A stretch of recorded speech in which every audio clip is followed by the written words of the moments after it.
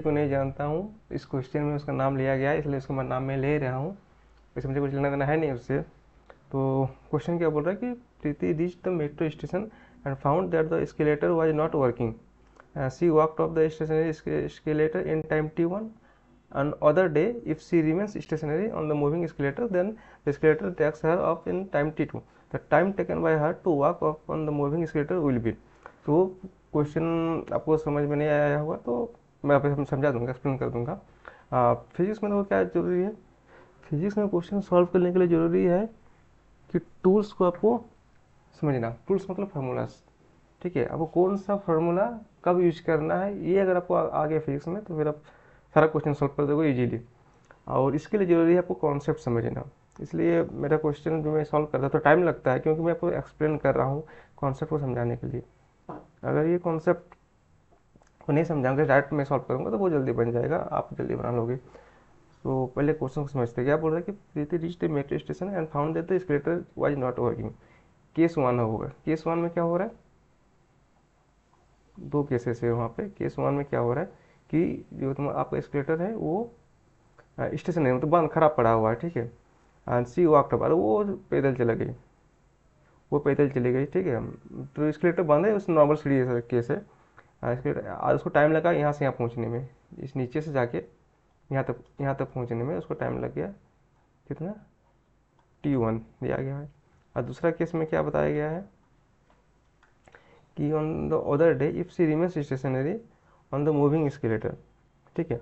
अगर क्या सामने में ये चालू है, ये चालू है, एस्केलेटर पर चालू है, लेकिन वो क्या करती है, खड़ी रहती है एस्केलेटर पर। इससे हम लोग सब खड़े रहते हैं, कोई पागल ही होता है जो उसमें दौड़ने लगता है, ठीक है। तो इसमें सिंपल एक खड़ा हुआ है, एक खड़ी हुई है, सॉरी। तो उस टाइम पे उसको कितना टाइम लग रहा है, t2, ठीक है। अब एक एक दिन आता है जब उसको बहुत जल्दी है, मान लो टाइम पे पहुंचना है उसको, यहाँ पे ट्रेन छूट रही है, ये केस 2 है भाई, ठीक है, ये केस 3। तो उस टाइम पे क्या कर, एस्केलेटर भी चल रहा है और पृथ्वी दौड़ रही है उसके ऊपर, शायद उसका ट्रेन छूट रही होगी या कुछ हो रहा होगा मेट्रो स्टेशन में, ठीक है। तो उस टाइम पे आपको पूछा गया है कि अब टाइम कितना लगने वाला है, ये आपका क्वेश्चन है। तो उसे सॉल्व कैसे करेंगे, तो टाइम t1 दिया गया है, टाइम t2 दिया गया है, ठीक है। तो एक क्वेश्चन आपको समझ में आ ही रहा होगा कि स्केलेटर भी मूव कर रहा है, उसके ऊपर पृथ्वी भी दौड़ रही है। तो ये रिलेटिव वेलोसिटी का केस है कि दो वेलोसिटी से हो रही है।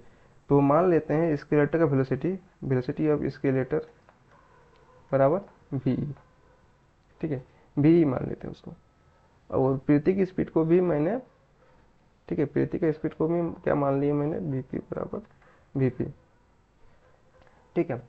तो अब क्या करते हैं हम लोग के पास मान लेते हैं कि डिस्टेंस है ऐसे, ठीक है। मुझे निकालना है, टाइम निकालना है, ठीक है। और टाइम निकालने के लिए कौन सा फॉर्मूला यूज होता है, टी बराबर क्या होता है, डिस्टेंस, या फिर डिस्प्लेसमेंट भी बोल सकते हैं उसको, डिस्टेंस बाय स्पीड, या फिर डिस्प्लेसमेंट बाय वेलोसिटी, ठीक है। ये हम लोग वेलोसिटी कंसिडर कर रहे हैं तो वेलोसिटी लेंगे, डायरेक्शन एक ही है, सीधा है, तो उसमें वेलोसिटी भी ले सकते हैं, डिस्टेंस भी ले सकते हैं, कोई दिक्कत होगा नहीं, ठीक है। तो इसी फॉर्मूला का हम लोग यूज करके इसको सॉल्व करेंगे, ठीक है। तो करते हैं। अब देखो क्या हो रहा है, डिस्टेंस। अब केस वन में t1 निकालना है मुझे, केस वन में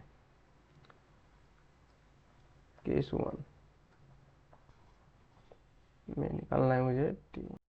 तो सिंस ये जो केस है आपका रिलेटिव वेलोसिटी का है, ठीक है, रिलेटिव वेलोसिटी ऑफ v मतलब स्केलेटर का और पृथ्वी का। तो हम लोग को वेलोसिटी उसको निकालना पड़ेगा ना, वेलोसिटी हमको चाहिए उसका, तब ना दोनों को वेलोसिटी को ऐड करेंगे और फिर हम लोग उससे टाइम निकालेंगे। डिस्टेंस पता है हम लोग को ऐसे ही है, डिस्टेंस पता है, मान लिए कि ऐसे, ठीक है। तो टाइम निकल जाएगा उससे, इस फॉर्मूला से टाइम निकल जाएगा, डिस्टेंस बाय स्पीड। लेकिन स्पीड जो है वो, चूँकि पृथ्वी का हम जो जिस केस 3 में पृथ्वी भी मूव कर रही है, इस केस में पृथ्वी भी मूव कर रही है और स्केलेटर भी मूव कर रही है, दोनों को वेलोसिटी को ऐड कर देंगे हम लोग, ताकि पृथ्वी भी मूव कर रही है और स्केलेटर भी मूव कर रही है, तो दोनों वेलोसिटी ऐड हो जाएगा। आप ट्रेन के ऊपर दौड़ोगे तो ट्रेन का वेलोसिटी तो ऐड होगा ही, आप जिस स्पीड से दौड़ रहे हो ट्रेन के ऊपर उस वेलोसिटी को भी ऐड करेंगे तो आपका एक्चुअल वेलोसिटी जो जो आपको नज़र आएगा कहाँ से, जो ग्राउंड में कोई खड़ा है तो उससे आपको नज़र आएगा।